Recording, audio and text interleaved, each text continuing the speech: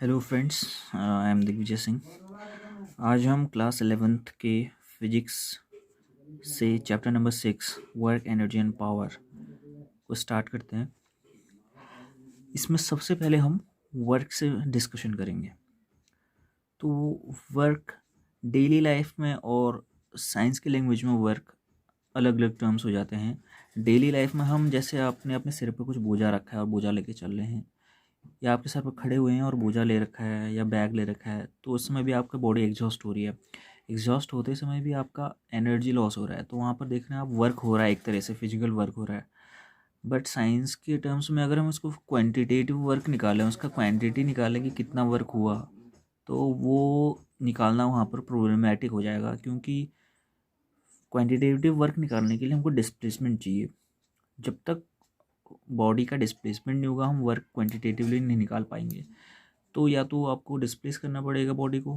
Displace अगर body होती है कोई चीज़, तो उसमें वर्क क्वांटिटेटिवली आता है। तो साइंस की लैंग्वेज में यहाँ पर वर्क ये वाला होता है जहाँ पर डिस्प्लेसमेंट होता है।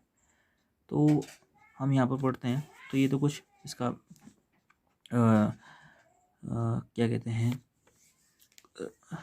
ये कुछ रीजनेबल था, जिसमें वर्क को हम फिजिकल वर्क और क्वांटिटेटिवली जो वर्क होता है यानी डेली लाइफ का वर्क, और हमारा जो साइंस में फिजिक्स का वर्क होता है उसमें थोड़ा सा बहुत डिफरेंस आता है। तो सबसे पहले हम वर्क देख लेते हैं। हम लिखते हैं work of a constant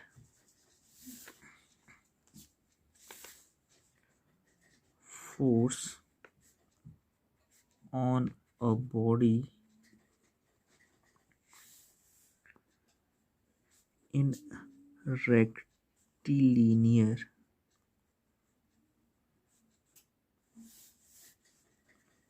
motion। क्या कह रहा है? Work of a constant force. यहाँ पर ये ध्यान दीजिए कि वर्क किस फोर्स के द्वारा किया जा रहा है? Constant force. आगे हम वेरिएबल फोर्स से जो वर्क होता है वो भी पढ़ेंगे। तो यहाँ पर आप देख रहे हैं कि कांस्टेंट फोर्स वर्क कर रहा है।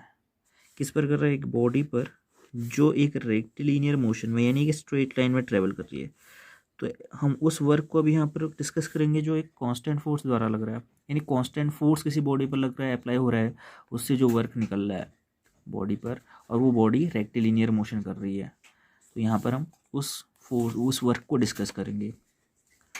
तो इसको डिस्कस करने के लिए हमको क्या करना पड़ेगा? एक हॉरिजॉन्टल फ्रिक्शनलेस ग्राउंड ले लेते हैं।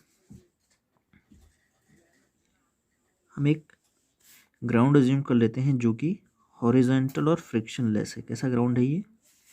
ये आपका ग्राउंड जो है horizontal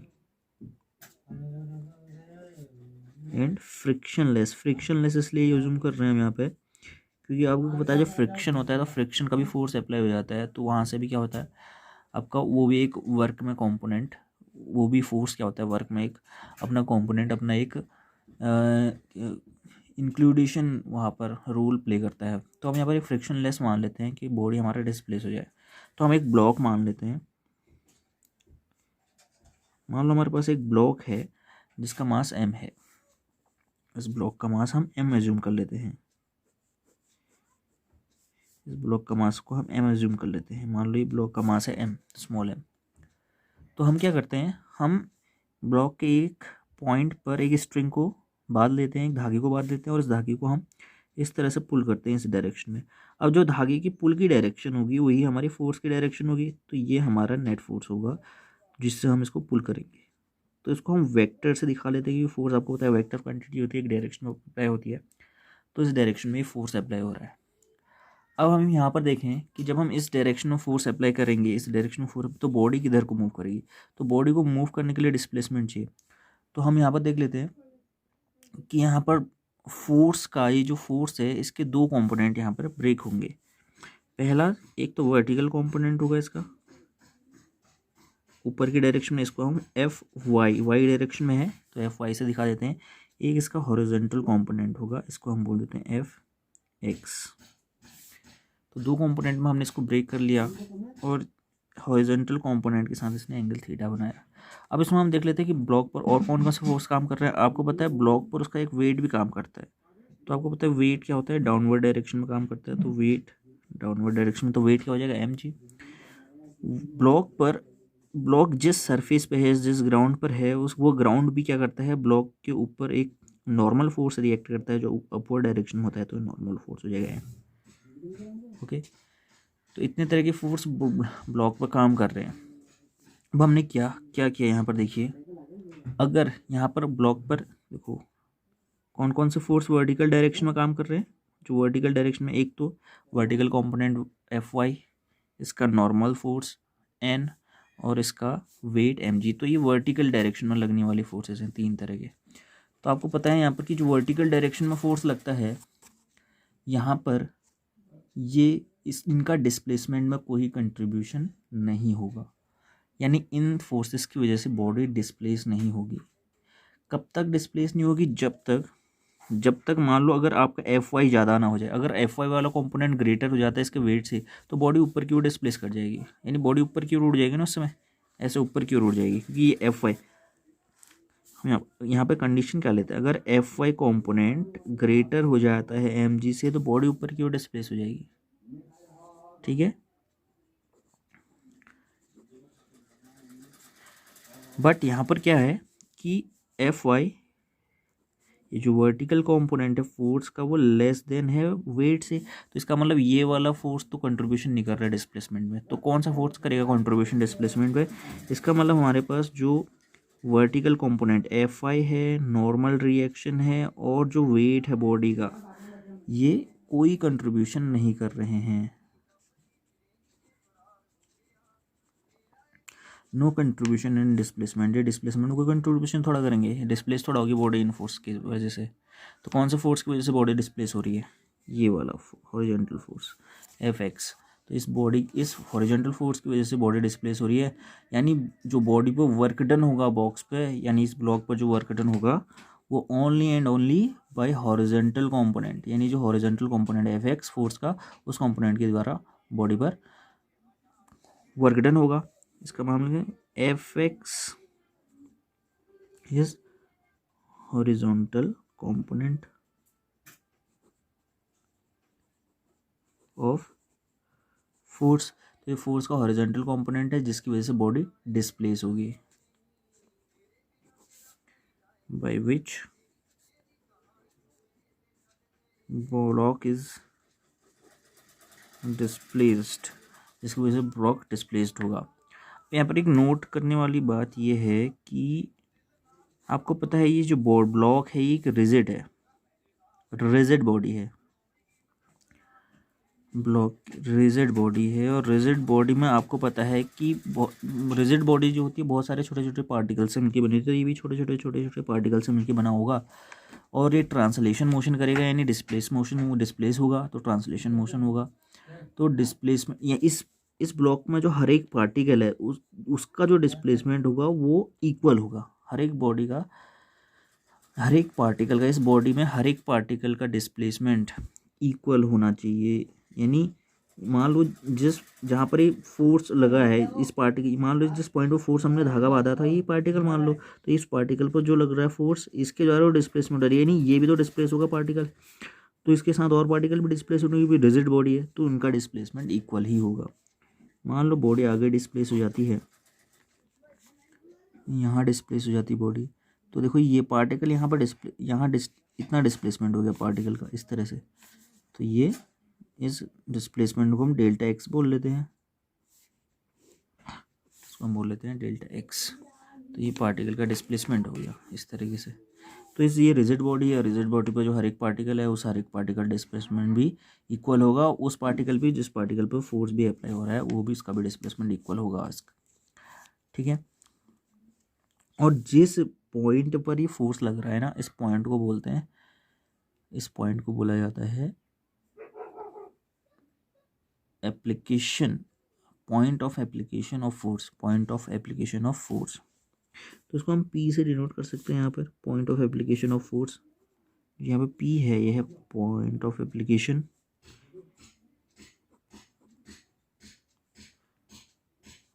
of force, point of application of force. इस तरह से हमारे पास ये इतना टर्म आ गया हमारे पास। अब हमको पता चल चुका है कि जो डिस्प्लेसमेंट है वो केवल हॉरिजॉन्टल कंपोनेंट की वजह से होता है। तो हम इसका हॉरिजॉन्टल कंपोनेंट निकाल लेते हैं। तो हॉरिजॉन्टल कंपोनेंट क्या होगा इस फिगर में आप देखोगे तो हॉरिजॉन्टल कंपोनेंट क्या होगा, एफ एक्स, क्योंकि बेस पे एंगल थीटा बन रहा है तो बेस पर हमेशा क्या बनता है, एफ कॉस थीटा। तो ये वर्टिकल कंपोनेंट हो जाएगा एफ साइन थीटा, जिसका हमको कंट्रीब्यूशन नहीं है कोई डिस्प्लेसमेंट में। तो इसका मतलब ये वाला फोर्स कंट्रीब्यूट करेगा डिस्प्लेसमेंट में, यानी ये और इस फोर्स की डायरेक्शन देखो डिस्प्लेसमेंट की डायरेक्शन के अलोंग ही है। तो इस फोर्स की डायरेक्शन होगी डिस्प्लेसमेंट के फोर्स के डायरेक्शन के अलोंग। तो यहाँ पर हम वर्क डन निकाल लेंगे, यानी जो बॉडी अब डिस्प्लेस हुई है वो किसकी वजह से हुई है, हॉरिजॉन्टल कंपोनेंट की वजह से, और बॉडी डिस्प्लेस हो चुकी है डेल्टा एक्स। तो बॉक्स पर लगने वाला जो वर्क डन होगा, तो इसका जो वर्क डन होगा इसकी जो डिस्प्लेसमेंट की डायरेक्शन में लगने वाला फोर्स और डिस्प्लेसमेंट का मैग्नीट्यूड के प्रोडक्ट की प्रोपोर्शनल होगा। तो होने वाला जो वर्क डन है वो प्रोपोर्शनल होगा इसके हॉरिजॉन्टल कंपोनेंट पर लगने वाला फोर्स, और ये फोर्स किस डायरेक्शन में वर्क कर रहा है, डिस्प्लेसमेंट की डायरेक्शन के, और डिस्प्लेसमेंट का मैग्नीट्यूड इनके प्रोडक्ट के इक्वल होगा। इसका मतलब हम वैल्यू रख लेते हैं। तो आपको पता है एफ एक्स कितना आया था हमारा, that is F cos theta, ये हमारा था एफ कॉस थीटा। तो ये हो जाएगा F cos theta into delta x. अगर हम वर्क की यूनिट को न्यूटन मीटर में लें, वर्क की यूनिट अगर हम क्या लें, वर्क की यूनिट को अगर हम न्यूटन मीटर में लें तो कांस्टेंट ऑफ प्रोपोर्शनलिटी हमारा यूनिट ही आता है, कांस्टेंट ऑफ प्रोपोर्शनलिटी हमारा यूनिट ही आता है। तो हम इसको वर्क इज इक्वल टू लिख सकते हैं F cos theta into delta x, cos theta into delta x. Okay, so अब हम देख लेते हैं इसको। तो ये वर्क इज इक्वल टू, अब देखिए इसको हम लिख सकते हैं अरेंज करके F delta x cos theta. तो आप देखते हैं कॉस थीटा किस में होता है, कॉस थीटा होता है F vector dot delta x vector. हम वेक्टर फॉर्म में लिखें तो इस तरह से हमारे पास आता है, यानी F d dot A dot B. अगर हम इसको देखें, दो वेक्टर्स अगर हमारे पास हैं ए डॉट बी, तो इनका एक्सपेंशन क्या है, ए बी कॉस थीटा, यही। तो इसी फॉर्म में है, देखो ए बी कॉस थीटा के फॉर्म में है, तो ए डॉट बी यानी F delta x cos theta, यानी F dot delta x vector के फॉर्म में हम इसको लिख सकते हैं। यानी इसको हम दोबारा डिफाइन कैसे कर सकते हैं, वर्क को इस तरह से डिफाइन कर सकते हैं कि जो वर्क होता है, work done on a body is product of is dot product. इसको हम लिख सकते हैं डॉट प्रोडक्ट या स्केलर प्रोडक्ट, या आप इसको लिख सकते हैं scalar product of force and displacement. Force और डिस्प्लेसमेंट का स्केलर प्रोडक्ट होता है, डॉट प्रोडक्ट होता है। तो इस तरह से हमारे पास वर्क डिफाइन हो जाता है। यहाँ पर हम यूनिट ले लेते हैं वर्क की, यूनिट एंड डायमेंशन कैलकुलेट करते हैं।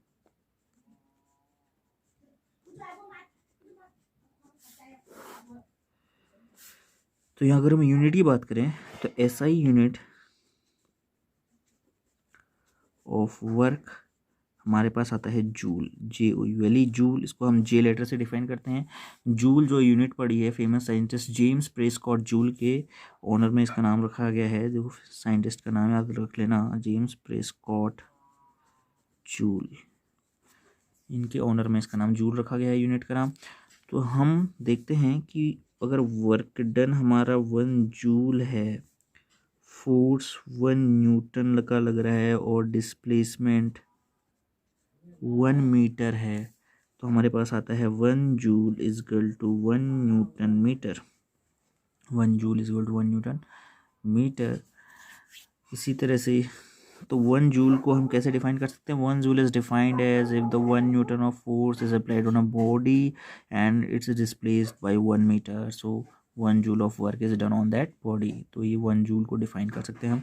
इसी तरह से CGS यूनिट जो होती है वर्क की, वो होती है अर्ग। ई और जी लेटर से इसको दिखाते हैं अर्ग से। और ये जो अर्ग आया ये ग्रीक लेटर, ग्रीक वर्ड से आया है। और ये ग्रीक लेटर अर्गन, अर्गन से आया है, जिसका मीनिंग होता है वर्क। इसका मीनिंग होता है वर्क। अर्गन लेटर से आया है इसलिए इसको अर्ग बोला जाता है, इसका मीनिंग वर्क होता है। तो यहाँ पर 1 अर्ग इज इक्वल टू क्या हो जाएगा, देखो यहाँ पर 1 जूल था, 1 न्यूटन मीटर, तो ये सीजीएस में जूल का वर्ग होता है। तो 1 अर्ग का, तो यहाँ पर आपको होता है सीजीएस में फोर्स क्या हो जाता है, डाइन, 1 डाइन सेंटीमीटर। इस तरह से अगर हम डायमेंशंस की बात करें तो डायमेंशन कैसे कैलकुलेट कर लेंगे इसका, तो डायमेंशन सिंपली आपको पता है, डायमेंशन आप पहले कर चुके हैं। डायमेंशंस कैसे कैलकुलेट करते हैं, द डायमेंशन ऑफ वर्क आपको पता है, work is force and displacement. So force का होता है M L T minus two into displacement का L, L into L, L square. So हमारे पास आता है M L square T minus two, work का डायमेंशनल फॉर्मूला। अब हम एक क्वेश्चन देख लेते हैं, एक क्वेश्चन देख लेते हैं। देखिए हमारे पास एक क्वेश्चन है, हमारे पास एक क्वेश्चन है। इस क्वेश्चन को हम देख लेते हैं। ये हमारे पास एक क्वेश्चन है, देख लीजिए। क्वेश्चन क्या है, देखिए, अ 10 kilogram block placed on a rough horizontal floor. ये वो कह रहा है आपसे कि एक रफ हॉरिजॉन्टल फ्लोर है जिसमें 10 किलोग्राम का एक ब्लॉक रखा हुआ है।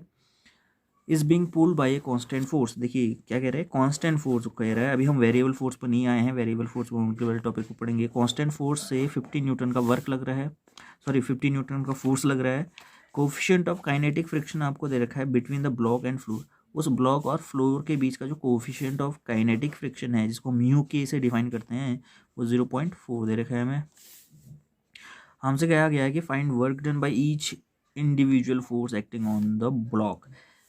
उस इंडिविजुअल फोर्स को हमको निकालना है। इंडिविजुअल फोर्स है नहीं, जैसे नॉर्मल फोर्स हो गया, फ्रिक्शनल फोर्स हो गया, काइनेटिक फ्रिक्शन फोर्स हो गया, ठीक है, इसका वेट के द्वारा जो फोर्स लग रहा है, इन जितने भी फोर्स उस बॉडी पे वर्क कर रहे हैं, उन फोर्स के द्वारा जो वर्क लग रहा है वो उनको कैलकुलेट करना है ओवर द डिस्प्लेसमेंट 5 मीटर। अगर बॉडी 5 मीटर डिस्प्लेस होती है तो इसको हम देखिए कैसे करते हैं इस क्वेश्चन को। हमको दिया गया है एक रफ हॉरिजॉन्टल सरफेस, एक रफ हॉरिजॉन्टल सरफेस है और एक ब्लॉक दे रखा है। इसका मास हमको दिया नहीं है, मास दिया है 10 kg, सॉरी मास तो दिया है, मास दिया है 10 kg, ठीक है। इस पर 50 न्यूटन का हॉरिजॉन्टल फोर्स लग रहा है, तो ये फोर्स है 50 न्यूटन, ठीक है। तो बॉडी डिस्प्लेस हो गई कहीं, यहाँ पर जाएगी, ठीक है। तो यहाँ से यहाँ तक का जिसने डिस्प्लेसमेंट दिया है वो हमको दे रखा है डेल्टा एक्स, वो हमको दे रखा है इसने 5 मीटर, डेल्टा एक्स दे रखा है 5 मीटर। तो अब हम कितने कंपोनेंट इस पर वर्क कर रहे हैं देखिए, और हमको देखो यहाँ पर जहाँ पर ब्लॉक रखा है, ग्राउंड रखा है, ग्राउंड कैसा है, रफ है, ये ग्राउंड आपका रफ है। तो इसका मतलब यहाँ पर फ्रिक्शन जो है इसमें कोफिशिएंट ऑफ काइनेटिक फ्रिक्शन, यानी इस सरफेस का ब्लॉक का, यानी इन दोनों के बीच का म्यू के, इसको म्यू के से हम दिखाते हैं 0.4 दे रखा है। यानी हमको कोफिशिएंट ऑफ काइनेटिक फ्रिक्शन दे रखा है, इसको म्यू के से डिफाइन करते हैं 0.4। फोर्स ऑन अ बॉडी दे रखा है हमको, यही अप्लाइड फोर्स है। कैसा फोर्स है ये, अप्लाइड फोर्स। अप्लाइड फोर्स दे रखा है 50 न्यूटन, डिस्प्लेसमेंट दिया है 5 मीटर। अब हम देख लेते हैं ब्लॉक पर कितने कितने फोर्स काम कर रहे हैं। तो देखो ब्लॉक पर एक तो इसका सीधा नॉर्मल फोर्स काम कर रहा है, जो ग्राउंड ऊपर की ओर नॉर्मल फोर्स लगाता है, इसका वेट काम कर रहा है नीचे को mg। और इस पर जब बॉडी आगे को डिस्प्लेस होगी तो एक फ्रिक्शनल फोर्स, काइनेटिक फ्रिक्शन काम करता है पीछे की ओर, जो इसके जस्ट अपोजिट होता है डिस्प्लेसमेंट की ओर, हॉरिजॉन्ट जो सरफेस होता है उसके पैरेलल होता है। तो ये होता है एफ के से, अगर हम इसको डिफाइन करते हैं तो काइनेटिक फ्रिक्शन एफ के। तो ये कितने फोर्स काम करते हैं देखिए, एक नॉर्मल फोर्स वर्टिकल है जो, और वेट, और इसका काइनेटिक फ्रिक्शन, ठीक है। और फोर्स आगे को काम कर रहा है, अप्लाइड फोर्स। तो हम सबसे पहले देख लेते हैं work done by force. Work done by applied force, work done by applied force, applied force कितना वर्क डन कर रहा है, तो डब्ल्यू ए अप्लाइड लिख लेते हैं यहाँ पर हम, डब्ल्यू अप्लाइड हो जाएगा एफ इंटू डेल्टा एक्स, क्योंकि यहाँ पर कॉस थीटा आप देखेंगे एफ की डायरेक्शन सेम है, तो यहाँ पर अगर देखिए कि थीटा 0 डिग्री है, क्योंकि डिस्प्लेसमेंट की डायरेक्शन और फोर्स की डायरेक्शन सेम है, तो angle 0 theta 0, so F applied is equal to F delta x, क्योंकि cos 0 is 1, so force is 50 newton into delta x is 50, that is 250 joule. तो ये फर्स्ट फोर्स आ गया। इसी तरह से आप निकाल सकते हैं work done by normal force, work done by normal, तो इसको हम डब्ल्यू एन से दिखा सकते हैं। आप देखेंगे अगर हम इसमें F delta x cos theta लें, तो आप यहाँ पर देखें थीटा क्या है, देखो ये नॉर्मल फोर्स है, इसकी डायरेक्शन ये है और डिस्प्लेसमेंट की डायरेक्शन आगे की ओर है, तो इसका मतलब यहाँ पर सीधे सीधे 90 डिग्री का एंगल बन रहा है, तो theta is 90 degree and cos 90 obviously is 0, so work done by normal force is 0 joule, because F x 0 multiply होगा दैट इज 0। सेम अगर हम work done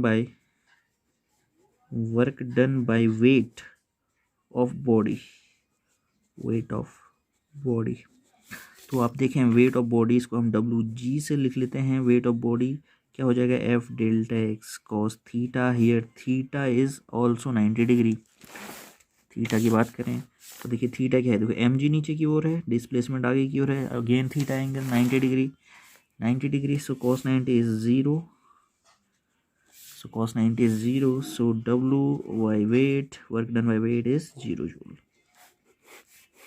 This is again now work done, last हमारा term कौन सा बचा अभी, friction force वाला, frictional force जो काम कर रहा है, kinetic friction, work done bye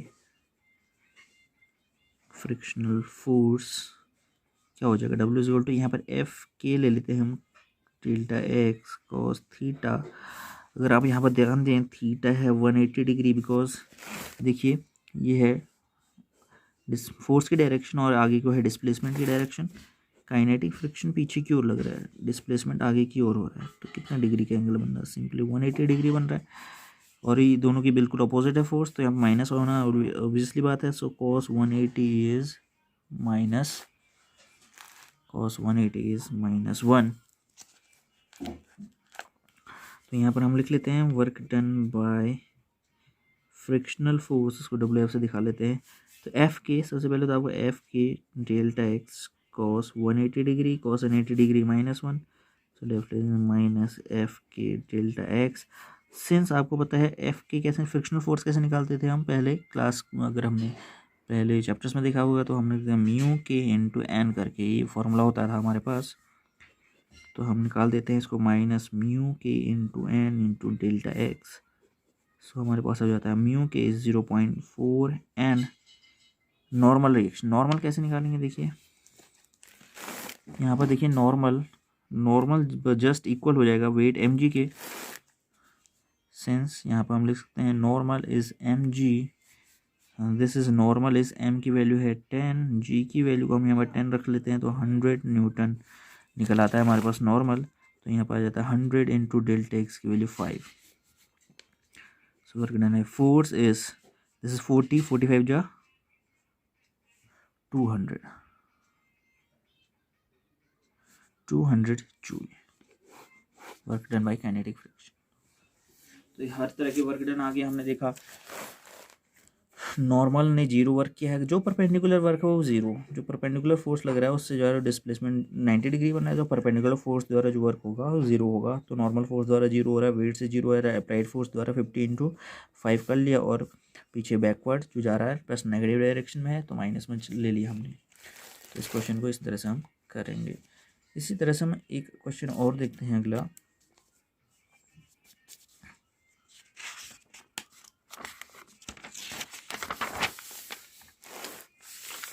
इसको भी हम इसी तरह से डिफाइन करेंगे,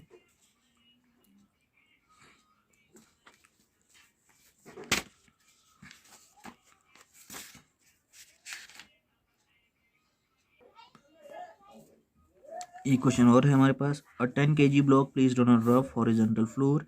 एक 10 kg का ब्लॉक है जिसको हम फ्लोर पर रखे हैं, जो रफ है, उस is being rolled bye a constant force 100 Newton. 100 Newton के फोर्स से उसको खींचा जा रहा है, एक्टिंग एट एंगल 37 डिग्री। अब यहाँ पर देखिए वो 37 डिग्री के एंगल पर फोर्स लगा हुआ है। Coefficient of kinetic friction between block and floor is 0.4। Again हमको दिया है म्यू के। Find work done by each individual force. यहाँ पर भी हमको नॉर्मल वेट और काइनेटिक फ्रिक्शन द्वारा और अप्लाइड फोर्स द्वारा वर्क डन निकालने हैं। जो हर एक फोर्स उस बॉडी पे एक्ट कर रहे हैं, उन हर एक फोर्स द्वारा वर्क डन हमको कैलकुलेट करना है over the displacement 5 metre. Same question है, बस इसमें कुछ चेंजेस हैं कि इतने डिग्री पर 37 डिग्री एंगल पर यहाँ पर वो एंगल पर फोर्स लग रहा है, और ये बाकी क्वान्टिटीज़ हमको सेम दी गई हैं, तो इसको हम निकाल सकते हैं। तो हम क्या करेंगे, एक फ्लोर बनाएंगे, रफ फ्लोर है इसका, ये रफ है फ्लोर, तो इसका हमको म्यू के काइनेटिक फ्रिक्शन दे रखा है 0.4। इसमें एक ब्लॉक रखा हुआ है, 10 kg का ही ब्लॉक है। अब देखिए यहाँ पर जो फोर्स है, अप्लाइड फोर्स है, वो इस डायरेक्शन में, हॉरिजॉन्टल डायरेक्शन में ना लग के हॉरिजॉन्टल से कुछ एंगल बनाते हुए फोर्स लग रहा है, यानी ये हॉरिजॉन्टल डायरेक्शन है। बॉडी कहीं यहाँ डिस्प्लेस हो रही होगी, तो ये हॉरिजॉन्टल से कुछ एंगल बना रहा है, इसका मतलब 37 डिग्री दे रखा है हमको। तो इसको हम दो ब्रेक्स में कंपोनेंट, फोर्स को दो ब्रेक्स में कंपोनेंट में ब्रेक कर लेते हैं। एक होता है एफ कॉस थीटा यानी 37 डिग्री, और इसका एक vertical component F sine 37 degree. अब देखिए दोबारा हम इस पर नॉर्मल देखते हैं। देखो ये नॉर्मल फोर्स जो होता है वो एक्ट करता है सरफेस, जो कॉन्टैक्ट ऑफ सरफेस होता है उसके परपेंडिकुलर, और इस पर वेट नीचे को mg काम करेगा, और जब बॉडी आगे डिस्प्लेस होगी तो पीछे की ओर क्या काम करेगा, काइनेटिक फ्रिक्शन का फोर्स एफ के। तो अब देखिए यहाँ पर जो फोर्स जो वर्क डन होगा वो किस कंपोनेंट की वजह से होगा, वर्क डन जो बॉडी जो डिस्प्लेस हो रही है वो हॉरिजॉन्टल कंपोनेंट, फोर्स के हॉरिजॉन्टल कंपोनेंट की वजह से हो रही है, that is F cos 37 degree. And delta x हमको दे रखा है, सो डेल्टा एक्स इज 5 मीटर। यहाँ पर जो फोर्स होगा एफ एक्स वो होगा एफ कॉस 37 डिग्री। फोर्स हमको दे रखा है यहाँ पर 100 न्यूटन का फोर्स लग रहा है, 100 न्यूटन का फोर्स लग रहा है, तो ये हो जाएगा हमारे पास F x 100 cos 37 degree. Cos 37 degree निकालने का एक ट्रिक है हमारे पास। एक ट्राइंगल होता है, राइट एंगल ट्राइंगल। अगर ये मान लो 37 डिग्री है तो ये 90 हो जाएगा, तो ये सामने वाला 53 डिग्री हो जाएगा। तो ये एक स्पेशल राइट एंगल ट्राइंगल होता है। इसमें 37, 53 और 90 वाला जो ट्राइंगल होता है, इसमें आपका जो साइड्स होती हैं फिक्स होती हैं। जैसे 37 छोटे एंगल के सामने वाली जो साइड होती है वो छोटी होगी, ये 3 होगा। बड़े एंगल के सामने वाली साइड जो बड़ी होगी 4 होगा, तो ऑब्वियसली ये 5 होगा। 3, 4, 5 वाला ट्राइंगल होता है जिसमें 37, 53 और 90 डिग्री का एंगल राइट एंगल ट्राइंगल बनता है। तो यहाँ से हम कॉस 37 निकाल सकते हैं। कॉस 37 हो जाएगा, यहाँ से कॉस होता है बेस अपॉन हाइपोटेन्यूज, सो 4/5। तो यहाँ पर हम निकाल सकते हैं। इसी तरह हम साइन 37 भी निकाल सकते हैं। साइन 37 हो जाएगा परपेंडिकुलर अपॉन हाइपोटेन्यूज 3/5। तो यहाँ पर हम कर लेते हैं इस चीज़ को। तो ये ट्राइंगल आप याद रख लीजिए कैलकुलेशन के पर्पज से। F x 100 into cos 37 is 4/5, that is 18 Newton. तो ये हॉरिजॉन्टल कंपोनेंट हमको 18 न्यूटन आया।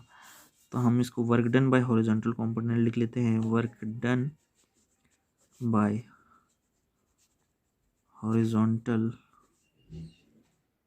Component of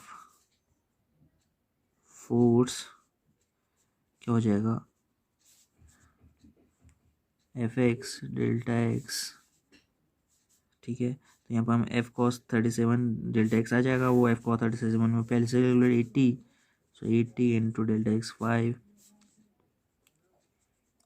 400 joule. इसी तरह से अब हम वर्क डन बाय, आपको यहाँ पर ये देखिए नॉर्मल फोर्स है, ऊपर की ओर नॉर्मल फोर्स है, इस डिस्प्लेसमेंट इस कंपोनेंट की वजह से हो रहा है। तो नॉर्मल फोर्स और वेट की वजह से जीरो हो जाएगा work done by normal forces क्या होगा, F delta x cos theta 90 degree, तो obviously work done by normal force is zero, because normal force F N से अगर दिखाएंगे is perpendicular to delta x, तो zero. Work done by gravity means weight, that is F delta x cos 90 theta, and theta is 90. So Fg यानी weight वाला force is perpendicular again delta x. So work done by weight is also zero. यहाँ पर आप देख लीजिए work done by force zero हो रहा है,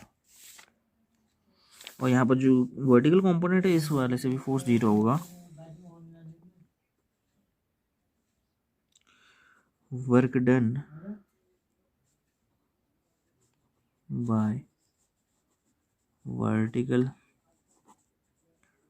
component of force is, ये क्या हो जाएगा, F sin 37 into delta x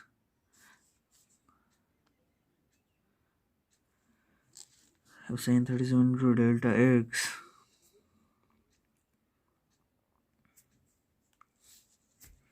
तो ये रहता है 100 इंटू sin 37 is 3/5 तो डेल्टा एक्स 5.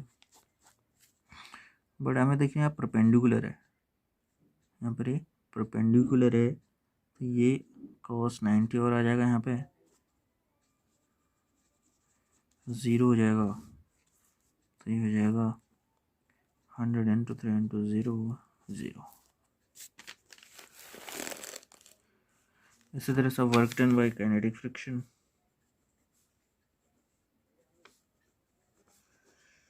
फ्रिक्शनल फोर्स द्वारा जो वर्क डन होगा डब्ल्यू के, हमने देखा था एफ के इंटू डेल्टा एक्स किया था, तो एफ के आपको पता है mu k into N delta x, ये हो जाएगा cos 180 degree, cos 180 degree is -1, so W के इज माइनस म्यू के 0.4. एन की वैल्यू हम निकालते हैं एम जी से, सो एन इज एम 10 है इंटू जी 10 लेने पर 100 न्यूटन बनता है, तो ये जाएगा 100 into 5 into cos 90 is -1, so W के इज, ये हो जाएगा आपका 40, ये अगेन 200 जूल आ रहा है. तो ये हमारे पास कुछ क्वेश्चन थे. अगला topic work done by variable force हम नेक्स्ट वीडियो में पढ़ेंगे. तब तक के लिए बाय, थैंक यू.